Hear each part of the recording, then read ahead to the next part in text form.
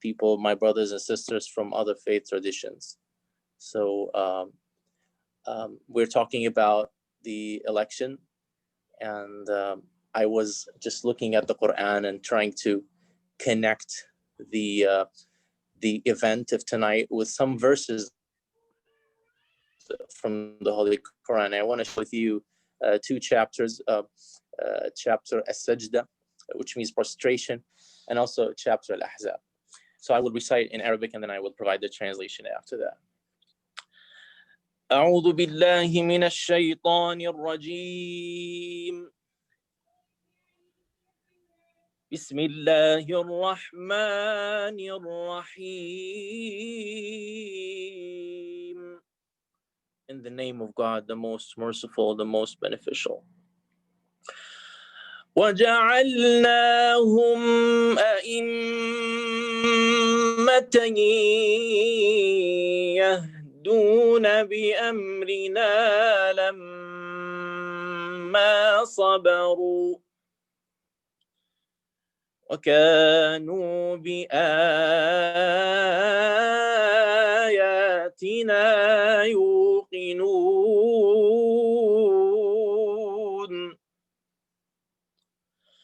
وَجَعَلْنَا مِنْهُمْ أَئِمَّةً يَهْدُونَ بِأَمْرِنَا لَمَّا صَبَرُوا وَكَانُوا بِآيَاتِنَا يُوقِنُونَ. And we have appointed from among them leaders, giving guidance under our command, so long as they preserved with patience and continued to have faith in our signs. إِنَّا عَرَضْنَا الْأَمَانَةَ عَلَى السَّمَاوَاتِ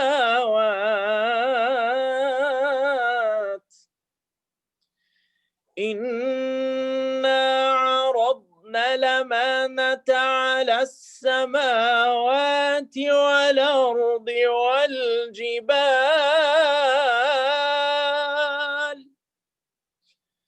وَالْجِبَالِ فَأَبَيْنَ أَنْ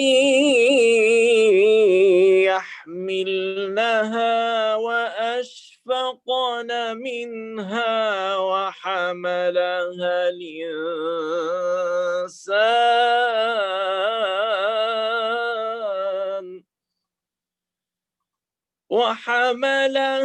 الْإِنسَانُ إِنَّهُ كَانَ ظَلُومًا جَهُولًا.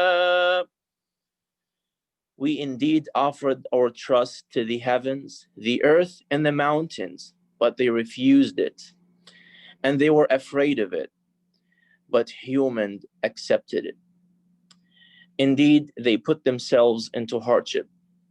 That is extremely unwise. Jazakumullah khair. Thank you all for listening. Thank you. Back to Dr. Saad.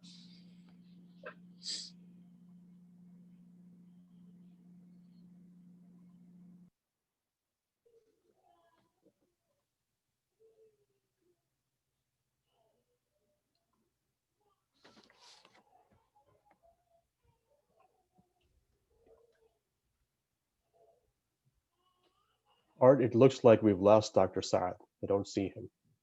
Okay, thank you, Fahim. So at this point, I would like to introduce Shamas Melek, who is representing the Islamic Society of Akron and Kent. He is an attorney, graduate of Harvard Law School, and I have been told that he had the opportunity to go anywhere in the country that he wanted to go, and he chose to come back to Akron. So please, Shamas, would you go ahead and explain? Yeah, thank you, Art, and thank you everyone for having me here tonight. Is always a pleasure to be at the Jewish-Muslim dialogue meetings. Always enjoy them. It's a little bit of pressure tonight because I'm presenting alongside Dean Belsky. So really the stakes are raised, but I'm glad that it's not a debate, that we've divided up some of the discussion about the US political system and voting and our election systems. And then, so we're gonna talk about those, and then we're gonna talk about some of the issues that are coming up, like healthcare, and how the outcome of the election might impact those issues substantively. So I'll start off by just giving a kind of general overview of the voting process. And, some of this information might be a little repetitive, so excuse me. But, one of the most interesting things to me, right, is that we have 50 different voting systems in our country, right? Because each state has its own system. And so those are all managed by a Secretary of State who's usually an elected official in those particular states. So our Ohio Secretary of State is Frank LaRose, who's from Hudson. Basically, there are three different kinds of voting that we have here in Ohio that, again, folks are probably familiar with now. Over the last month, we've learned them all if we didn't know. There's early in-person voting where you can go to the Board of Elections. Each county has a early voting site. So here in Summit County, it's at 500 Grant Street by the University of Akron, which is our Summit County Board of Elections. And early voting started on Tuesday, and it goes through the day before the election at just that voting site. The schedule is online. It's pretty convenient. It's pretty easy. You've seen on the news a lot of people going in person yesterday and today and Tuesday, but next week it will be very quick in and out. And I've generally voted early in person because of that. It's very quick. The second is absentee mail voting, right? And so you request your ballot online or by sending in a form, or you can actually call in to the Board of Elections and they'll mail you out a ballot. I've never done that before, but it's the option that and I'm sure many of you selected this year with the pandemic. So actually our Summit County ballots, because so many people have selected mail-in ballots in a way that dwarfs any previous numbers, there's a delay. And so usually they would be arriving, they can't mail them out until early voting starts. Usually they would be arriving today or tomorrow. I think most Summit County ballots are going to be arriving next week, which will cause all of us who are anxious to vote to be a little bit more patient. And then the third, obviously, as everyone is aware, is voting on election day. And so in that case, you go to your specific polling location, which is based on where you live. And, it's very unusual that, so much of the voting is going to be slanted to early voting and mail-in voting. The numbers that we're seeing are just really totally out of proportion. But like everything with COVID, this is probably going to be something that stays with us beyond the pandemic, because it really is convenient to have people vote early. It spreads it out. It really reduces long lines. It's convenient to have people mail in their ballots. One of the interesting things, sometimes people worry about security. Early votes aren't counted until election day. Even if the Board of Elections receives them, they don't. It's been a little hard seeing. All right. They aren't counted until after polls close, because no one wants the possibility that those numbers would leak out or anything like that. But when polls close, 7:30 p.m. on election day, early votes, absentee and early votes are the first votes that are counted, actually. And so sometimes people have a misconception, like it's not really voting or they only count it if it's close. That's not the case. Those are the first votes that are counted. And then I also wanted to take just a second and talk about our presidential election system, right? So we hear a lot about the popular vote versus the Electoral College. And so, in the popular vote, it's just, who got the most votes in the entire country. And sometimes that's different from the Electoral College, which is determined, each state has a certain number of Electoral College votes they're generally based on the proportions of the population, but each state gets 2 electoral votes based on the representation in the Senate. So, Wyoming is many, many, many, many, many times smaller than California, but Wyoming gets 2 votes in the Electoral College while California gets 55. Even though if it was actually proportional, that would be a much bigger difference. And so when you factor that in, it doesn't allow for someone to win the popular vote by 10% and lose the Electoral College vote. But there can be situations where someone wins the popular vote nationally by 2% and loses the Electoral College vote. And in fact, we've seen that twice since the year 2000. In 2000, Bush versus Gore, and then also in 2016, when President Trump lost the popular vote fairly narrowly and won the Electoral College narrowly. And so that has some folks have called for changing that system because of that inequality, but it is also kind of based on this fundamental compact of the original founding, which did really prioritize states versus prioritizing the national collective, recognizing that states have tremendous variations amongst them. The final thing I want to say before turning over to Dean Belsky is just that we have obviously different elections for different offices. And so our federal elections are every 4 years. Our congressional elections are every 2 years. But then often state elections and local elections are on what we call off years, right? And so someone could potentially be running for city council in 2019, and then that would be the local election, and then there would be the presidential and congressional elections the next year. And obviously we see different levels of voting and participation for all of those elections. And the goal, hopefully, is to make it as easy as possible for all eligible voters to vote so we can boost that in all elections. So with that, I'll turn it over to Dean Belsky.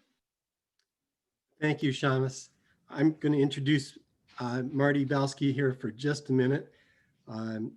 Marty is a member of the planning committee for the Muslim-Jewish dialogue sessions. He's the former dean of the law school at Akron U.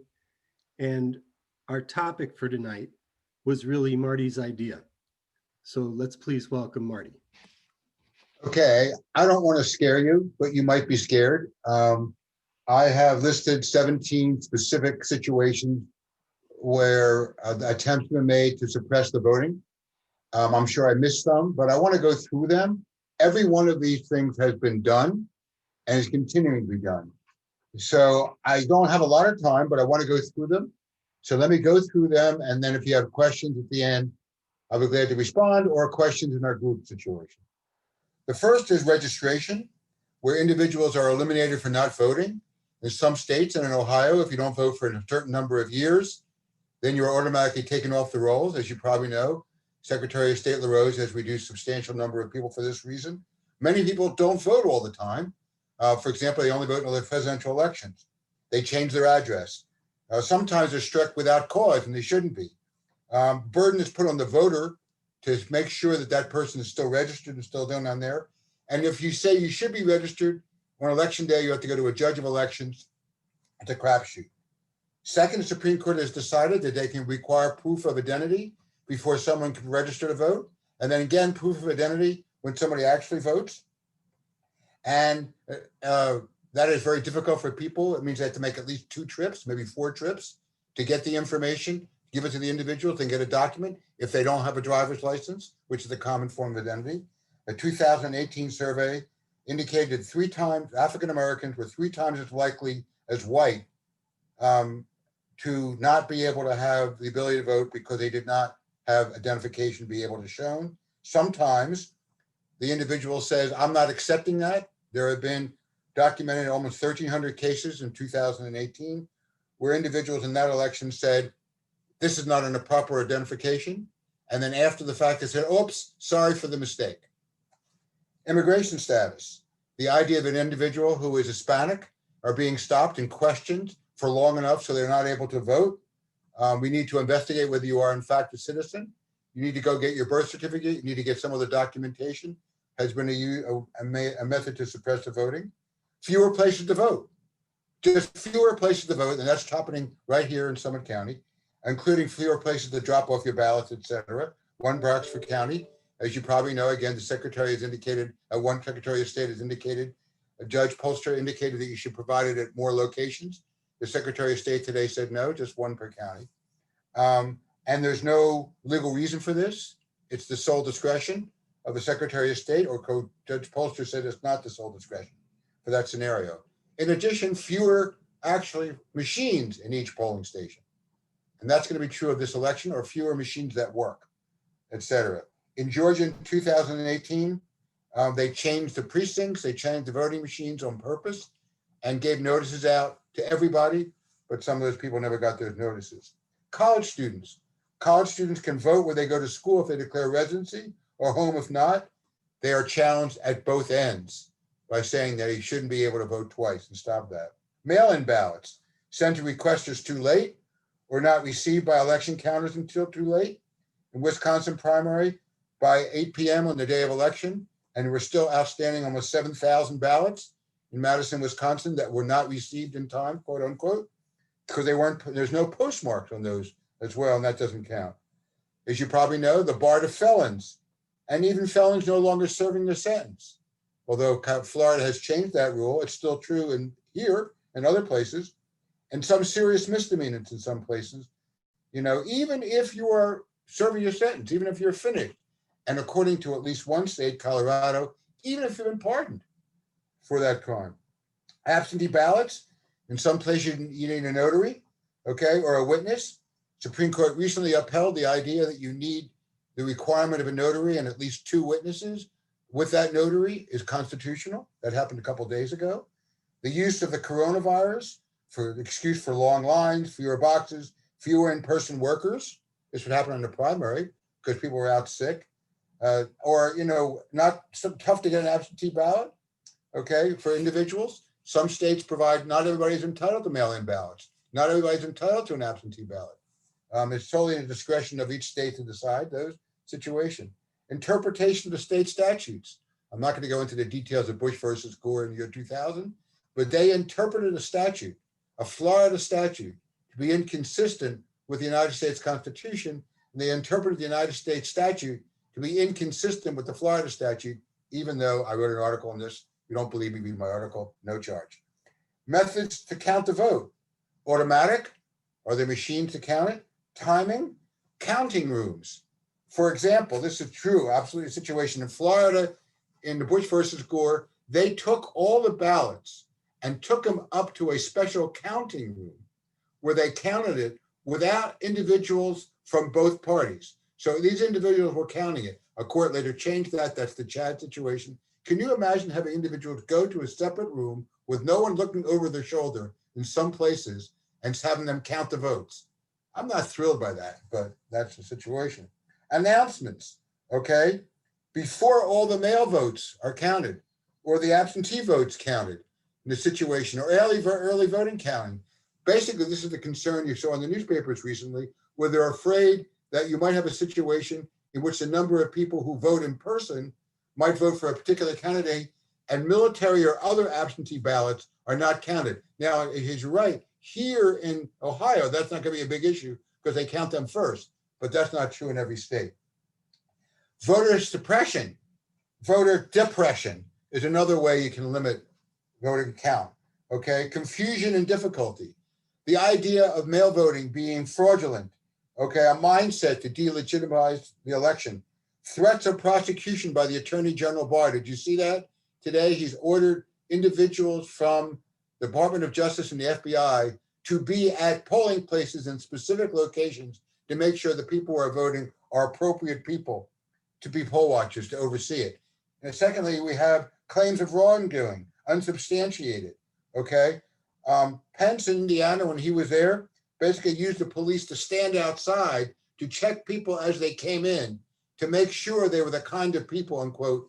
Now, the famous case that occurred there was an individual who was an African-American came into a particular polling place, which was an historically white area. He was challenged for that because he was sort of doing that in that scenario. And the claims of wrongdoing, I'm sure you know this, is simplified by Fox News, blogs, and Facebook. Actual intimidation, the poll watchers, as I said, coming in versus political in that scenario. And then I'm going to conclude with two long-term issues of suppression. One, okay, not included the undocumented in the census. This is the idea of even if you have voting appropriate, the census is supposed to be dependent how many people there are in a particular area for the purpose of congressional representation, for voter suppression. That scenario, the idea we're not going to count illegal aliens, undocumented individuals in the overall number, never been done before. But that is the position right now of the Trump administration, and they've appealed this issue to the Supreme Court to try to stop that as well, and not include that. And of course, there's my old favorite, which is gerrymandering, which is the idea of creating election districts that are based not on population alone, but based on the idea of developing that particular shape, a gerrymander that provides a congressman over here and a congressman over there. One more thing, if I can add to what Shamus talked about, a final situation, which is the actual count on election of the elector ballots. Only 5 states right now have criminal enforcement statutes for someone who votes against the will, an elector who votes against the will of the majority in that particular area. There are a lot of states that say they have to vote that way, but only 5 states have a means to enforce that, okay? And there has been examples in Missouri, Montana, and Nevada where there have been pressure put on electors to vote differently than how they committed themselves. They committed themselves when they ran for elector to vote for a particular person, presidential X or presidential Y. In American history, by the way, in the 19th century, this occurred 3 different times, where individuals voted for individuals who they're not situation. Now, I've gone through this list. I'm sure I've missed some, but every one of these scenarios are things that have happened and are continuing to happen. So how do we overcome that? I don't believe we should follow the recommendation of the New York Times, which is to vote in person. Their recommendation is the only way to overcome some of these things is to actually go and vote in person. There's too many issues with the virus. There's too many issues for people with disabilities. There's too many issues with people who have to work. There's all kinds of other issues, right? But I do think we have to have some method by which we should have individuals being willing to stand up and monitor. If you vote, or if you have a mail-in situation and you don't get your ballot, you don't get your absentee ballot, make sure you call and get that ballot. And if you don't get that ballot back, right, and you don't mail it in way in advance, mail it in way in advance, then either do it by going to a ballot box downtown or showing up. Just make sure you vote. The concern is that there's going to be games being played in the last minute to stop people from doing that. That's the first thing. The second thing, if you do vote in person, and there's going to be people outside in certain parts of the state, people trying to stop you from voting or questioning you from voting, somebody is going to be sort of tough guys. You know, I think we have an obligation to walk over and say, can I have your name, please? Why are you here? Okay. What's your purpose? What's your issue, situation? The mere fact you go over and do that, we know from history, will force them to leave. And especially if Shamus and I woke up and say, I'm an attorney, can I please have your name? Okay. Poll watchers are supposed to do that in some circumstances, but they certainly don't do that in that scenario, and they can. And last but not least, and this is, I think, significant, is you really have to make sure that the people you know who have disabilities, who have health issues, who have other kinds of issues, still vote. This is going to be a problem in some circumstances. You really need to get those people to sort of make sure they vote either by in person before the election, by mail or absentee ballots, or by election day. That's the issue. The issue is going to be turnout. The issue is going to be turnout. And I'm not going to get into right versus left. I'm not going to talk about Trump versus Biden, although you probably all know my point of view on that. But I think you sort of have to make sure that people go out and vote. I've listed them all, and I'll be glad to respond to any questions. I've done a lot of research in this over the years, and each one of those cases have occurred in the past. Marty, Mike Siegel, Yes, sir. you missed one. Go ahead. Okay, voter confusion. Issues,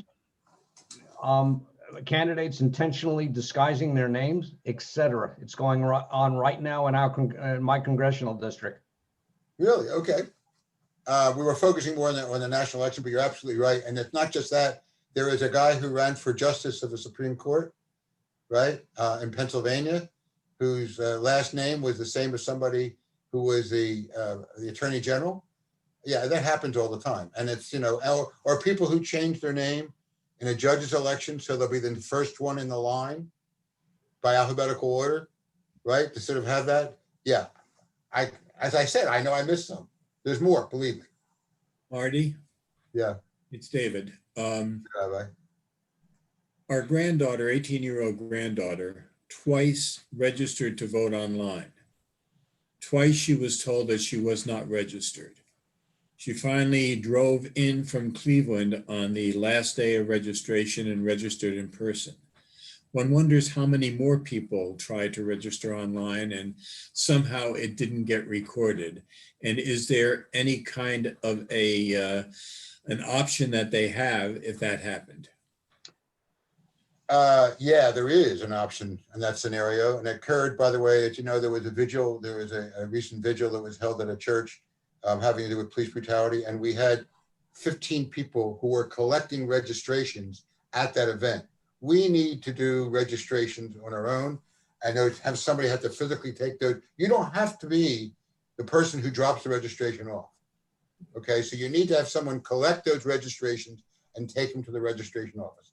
Okay, rather than online. So if you have somebody in a small place, which is a distance away, they can collect them and then take them there. We need to do more of that. We haven't done enough. Maybe we'll learn our lesson this time around. And if I can add in just really quickly, generally for many of the issues with voting, provisional voting is a solution, but it's only a partial solution because that just means that if there's a recount in a very close election, then that ballot can be contested and they could argue, I was already I had already registered. You could see, here's the email confirmation or whatever it was. So and the other part is that also, observers can generally get to some of these issues on election day. The Board of Elections staff is very interesting. For each position, there's a Republican and a Democrat, and they're like handcuffed together to prevent those kinds of issues. So there are a couple additional safeguards. That's not true throughout the country, and it's certainly not true throughout Ohio. There are places where technically it's Republican and a Democrat, but it's really not. It's someone who identifies themselves as a Democrat or Republican, and they aren't really. There was a famous situation occurring in a county near Cincinnati where they said there was a Republican and a Democrat. It turned out they were both Republicans.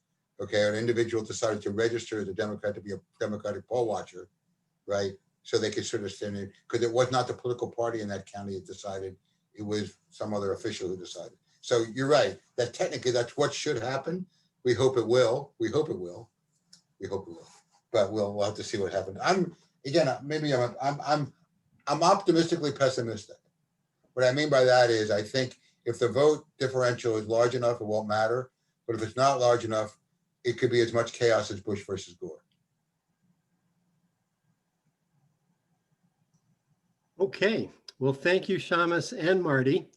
It is time for us now to move into the breakout session.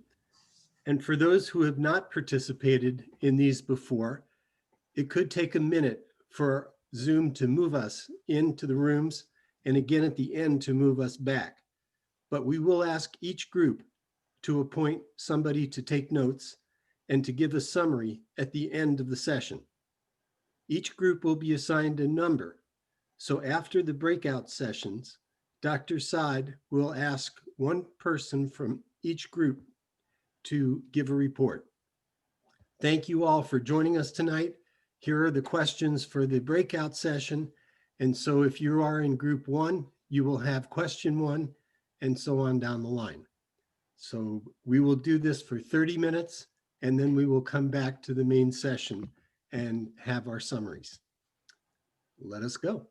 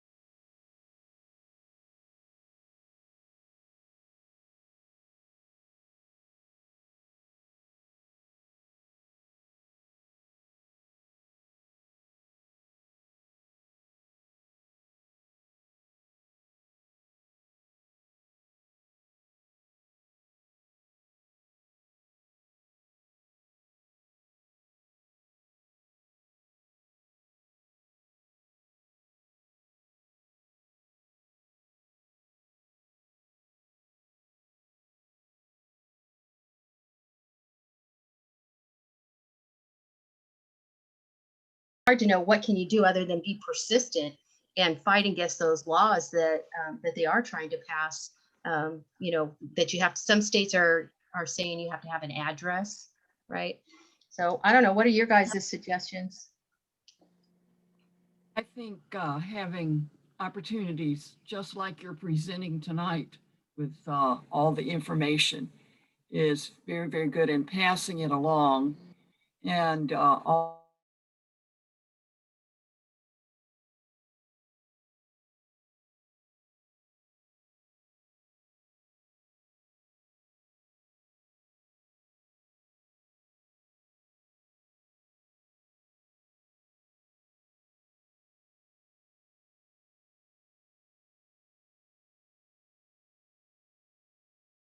representatives. We're talking strictly about the House. As Marty said, of course, as we all know, the Senate automatically has 2, and that's a fixed number. So, and then it trickles down through the jurisdiction of the state to set up the boundaries for each district. And, you know, if you don't have the people, you just lose. And I think they're supposed to count everybody, the citizens and non-citizens in the census. Right. And in Yes. fact, they're not supposed to say the census, even though they tried to put that in, that who are you a citizen or not, I think that was debunked. I think that's not going on anymore. But with intimidation going on, you worry about a Hispanic, for example.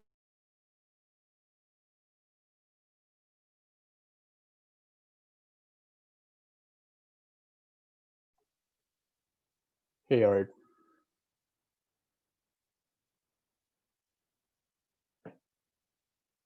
You're on mute. In the chat to Art or to me if they are not already on the email list for the dialogue sessions. This may have or may not have been mentioned, but just wanted to put it out there. And then we're gonna try to call each group. We'll start with group one. I think each group one had the question of what can a citizen do to limit voter suppression. So I would like to ask the representative of that group to share their summary with the larger group. Okay, that's me. Okay. Well, we had Marty Belsky, so that was a help in our group. We said a lot of the stuff that he said, if a pamphlet somehow could be made and distributed to schools, to church groups, to the Interfaith Alliance group, places like that.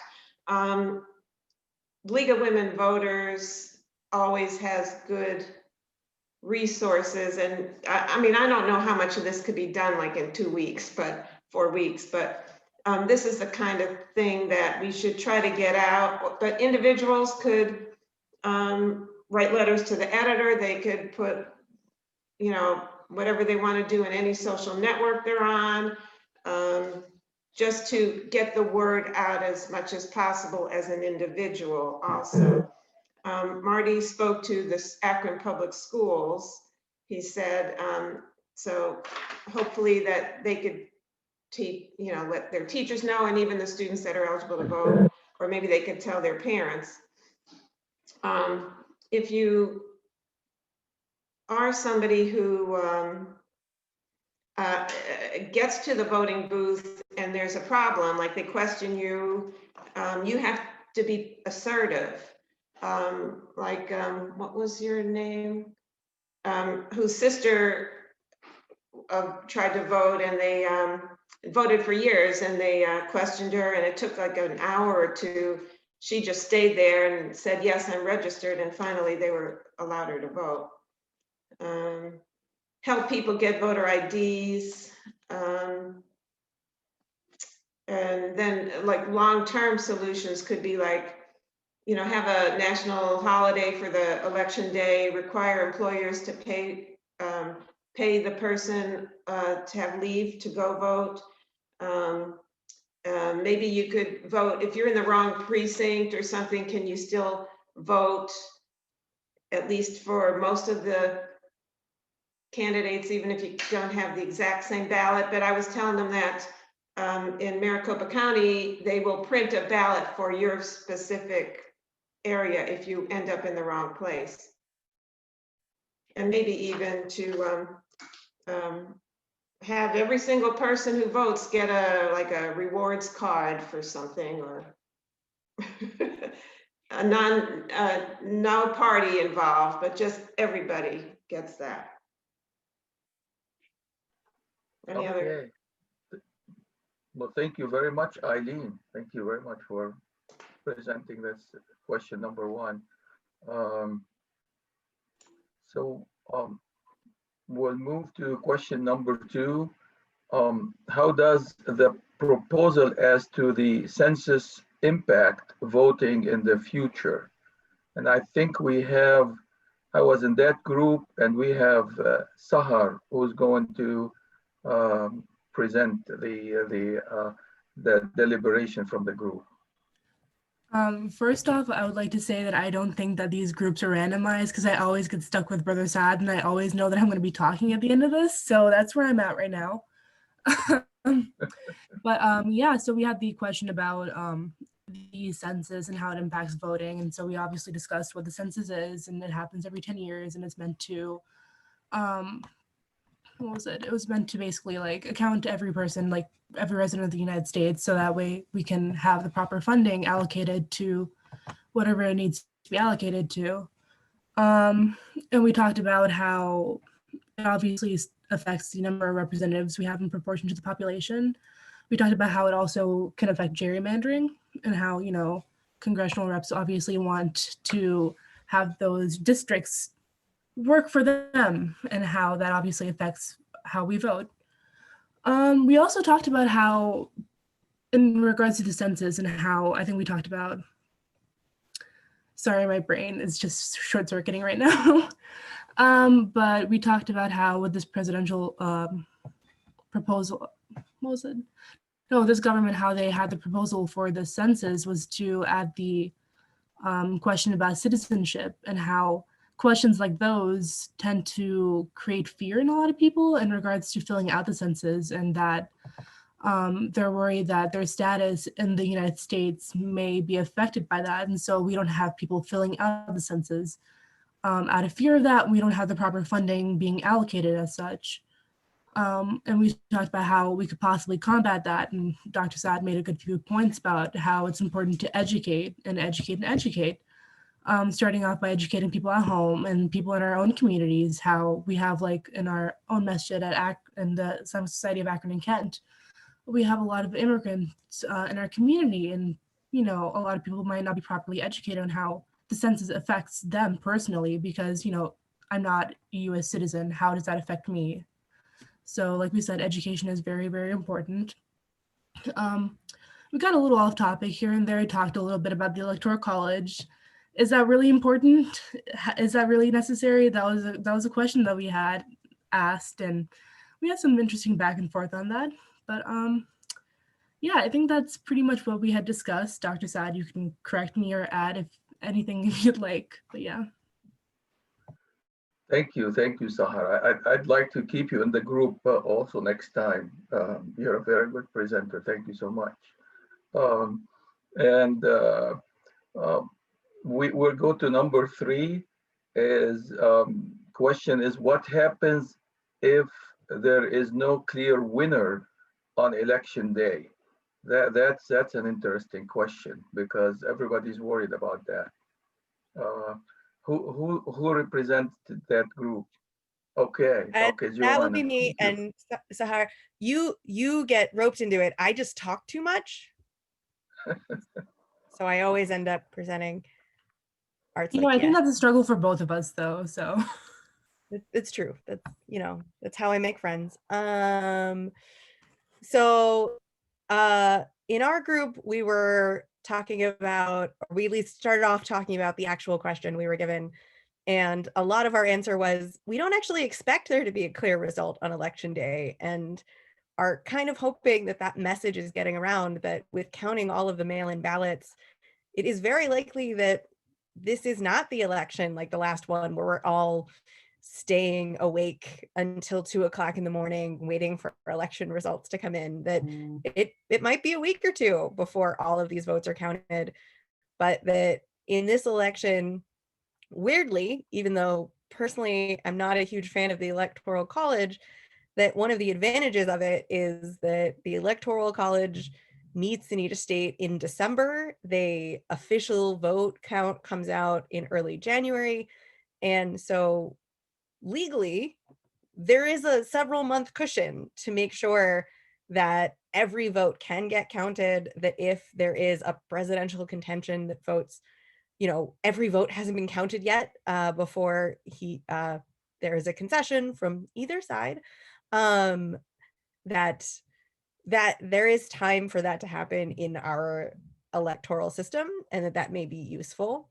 We also had a discussion about the fact that we are worried that there will be violence, especially in that between time from election day to when there is a clear concession from a candidate, and especially about white supremacist violence and that's probably why I got elected to talk, because my response was that there are many of us who can and will and have been in the streets, and we will continue to be in the streets, and you can count on us being in the streets as peaceful protesters, as nonviolent protesters, when we need to be. No matter how many large guns the other side might have, we will still show up and go to the marches and make sure that that is countered as best as can be.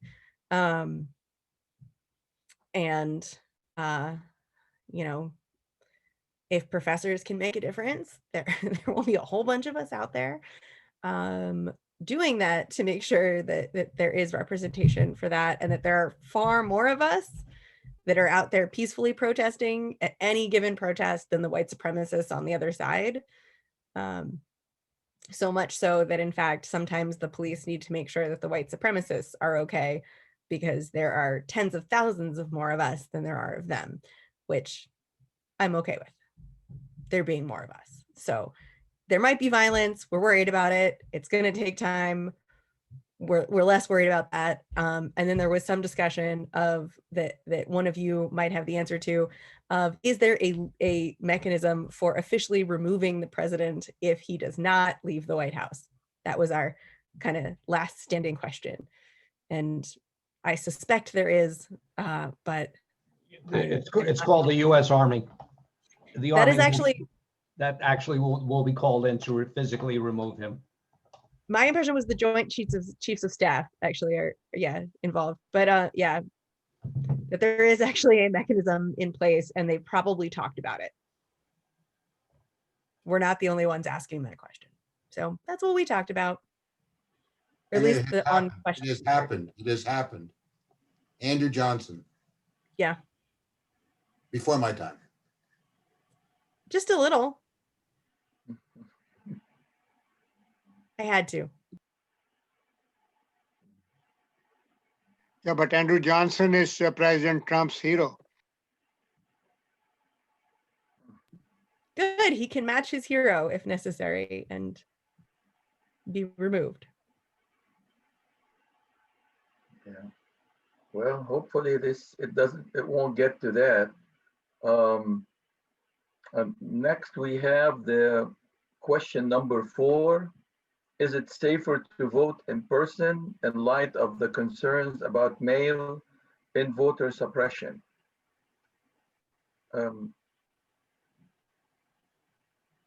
Whoever is the representative, if they can shed some light on that.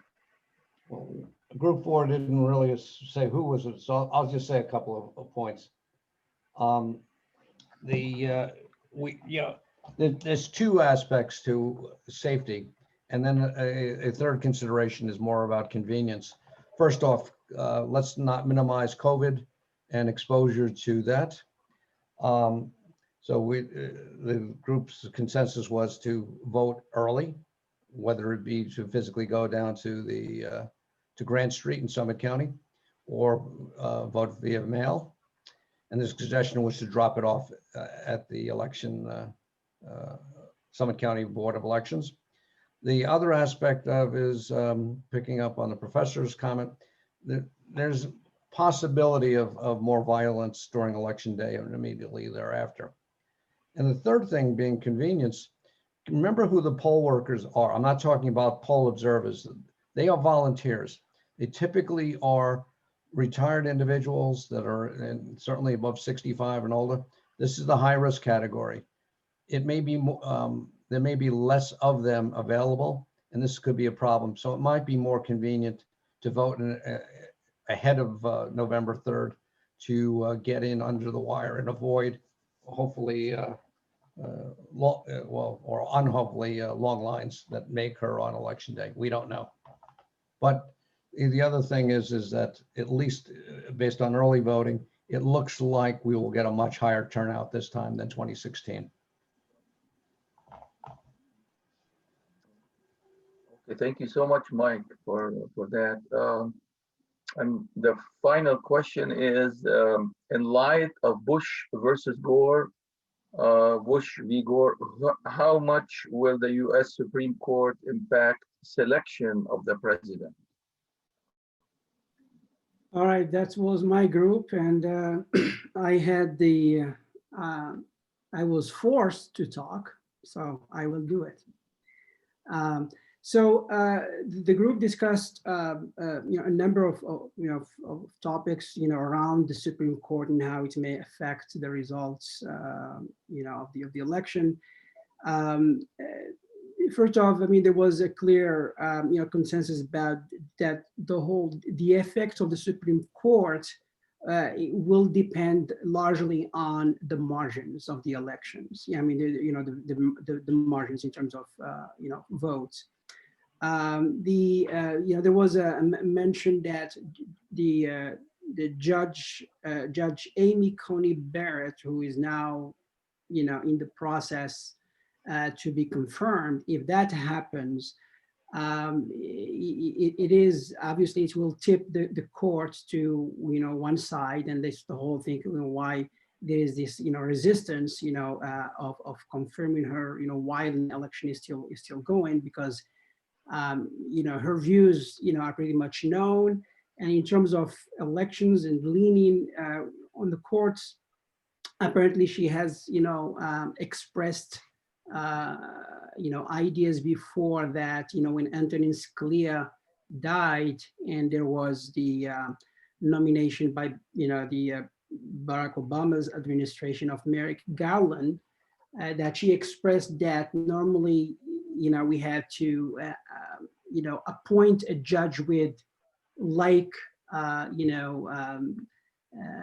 ideas, if you wish, to the Supreme to keep that balance. But now, obviously things, have changed and all the views have shifted, and if she's seated, obviously she would tip the court to one side. Now, what would happen? Again, it would depend on these margins, and of course it will depend on different states.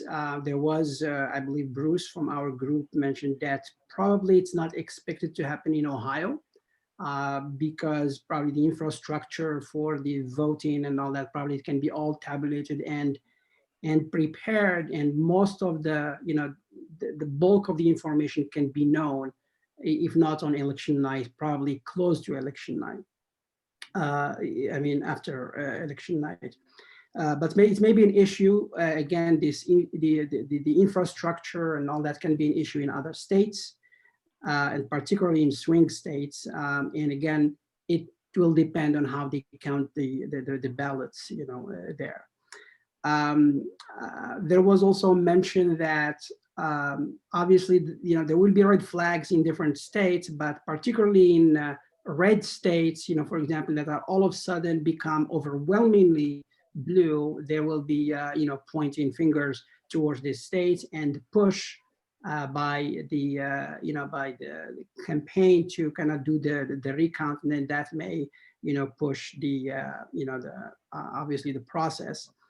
Now, in terms of the election of the court itself, the Supreme Court, even if Amy Coney Barrett is seated, there may be a very likely scenario where you have a 4-4 vote, and the Chief Justice John Roberts may have to do that, final vote.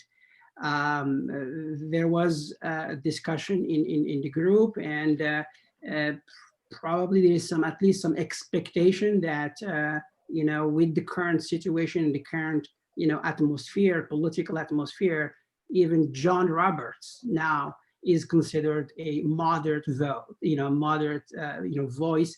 And he, depending again on the election in general, maybe popular vote in different states, he may actually tip the balance, towards towards the Democratic vote, if obviously there is an overwhelming, an overwhelming evidence, for that. So He has actually taken sides, against, in other areas, for example, the Affordable Care Act, in other issues before, and he voted against what most people, thought he would vote. So he's now the moderate vote, and probably if there is an overwhelming evidence, probably he will do the right thing there. Now, he is also, and I happen to mention that he is also somebody who knows how to stay neutral. And it was very evident, for example, during the impeachment process, where he was just, playing a referee, trying to be very careful in what he does, and then all of that. So probably he will find a way in the processes and maybe precedent before to make sure that the Supreme Court will not have any say on this consequential election whatsoever. And the process, of course, again, will depend on the overwhelming margin. And if there is an overwhelming margin, probably it will be easy to do. But if it is a tight process, it may be drawn out. And there will be, obviously, both campaigns, they vow to have an army of attorneys doing just that, trying to fight it tooth and nail. The group was not really clear on what would happen, but obviously there is a deadline, as was mentioned, I think, for group 2 is a December 8th or December 14th deadline, where things has to be settled before that. So there was just basically a hope from the group that there will be an overwhelming clear voice, for one way or another, but not tight enough for the Supreme Court to put its thumb to push the balance one way or another.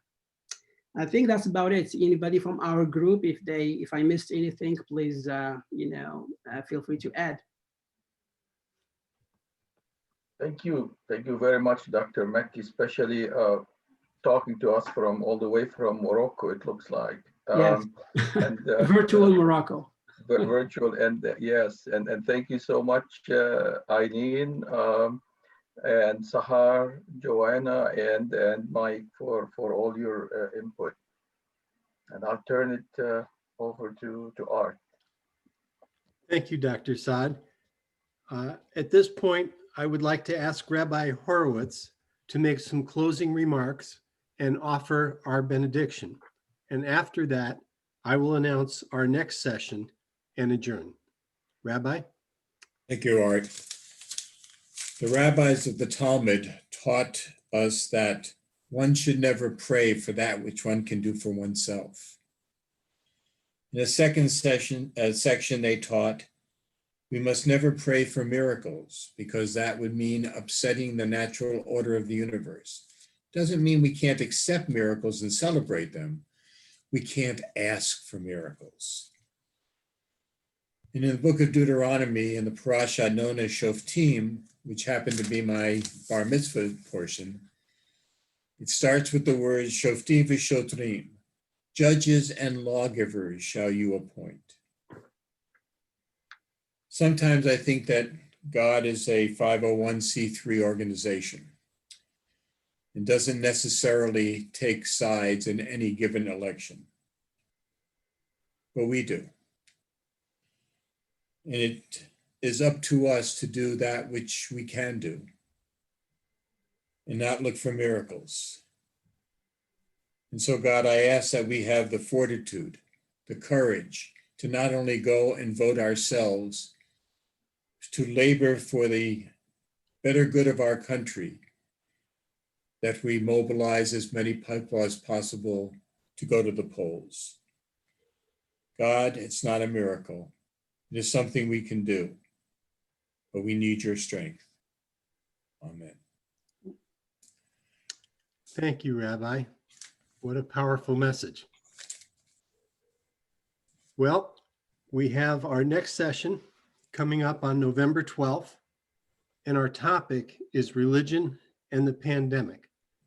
We will be starting at 7 o'clock, and we're going to hear from each of 4 congregations as to what their congregation's policy is in regard to the pandemic. So we hope to see you then.